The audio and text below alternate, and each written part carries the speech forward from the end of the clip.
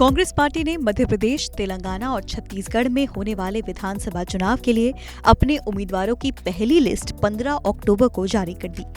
तीनों ही राज्यों में इसी साल चुनाव होंगे और दिसंबर में नतीजे आ जाएंगे।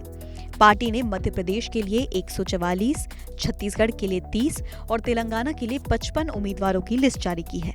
इन तीनों राज्यों के अलावा राजस्थान और मिजोरम में भी चुनाव है, लेकिन उनकी लिस्ट अभी कांग्रेस ने जारी नहीं की है।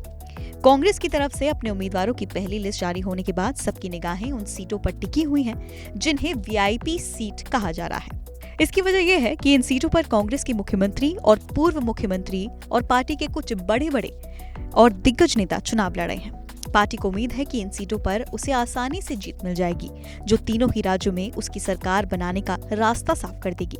ऐसे में आज इस वीडियो में जान लेते हैं कि आखिर मध्य प्रदेश, छत्तीसगढ़ और तेलंगाना की वीआईपी सीट्स कौन सी हैं और उन पर किस प्रत्याशी को खड़ा किया गया है।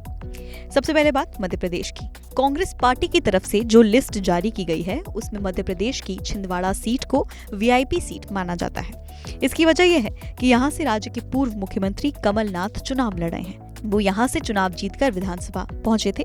बीजेपी ने इस हाई प्रोफाइल सीट से विवेक बंटी साहू को टिकट दिया है। पिछली बार हुए विधानसभा चुनाव में विवेक को यहाँ से कमलनाथ के हाथों 25,000 वोटों से हार मिली थी। अब बात कर लेते हैं छत्तीसगढ़ की। छत्तीसगढ़ की वीआईपी सीट कौन सी है, आपको बताते हैं। मुख्यमंत्री भूपेश बघेल पाटन विधानसभा सीट से चुनाव जीतते आए हैं। सूबे के मुख्यमंत्री बघेल यहाँ से 3 बार विधायक रह चुके हैं। उन्हें पिछले चुनाव में इस सीट पर 28,000 वोटों से जीत हासिल हुई थी। छत्तीसगढ़ की इस सीट को वीआईपी सीट माना जाता है।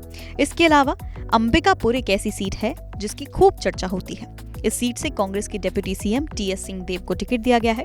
पिछले चुनाव में टीएस सिंहदेव ने 40,000 वोटों से जीत हासिल की थी।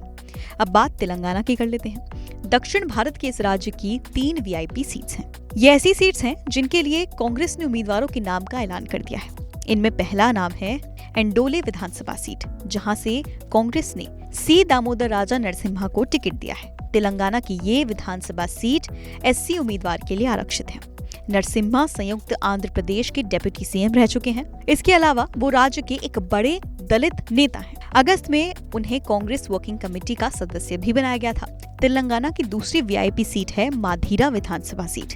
यहाँ से भट्टी विक्रमार्क मल्लू को टिकट दिया गया है। ये सीट भी एससी उम्मीदवार के लिए रिजर्व्ड है।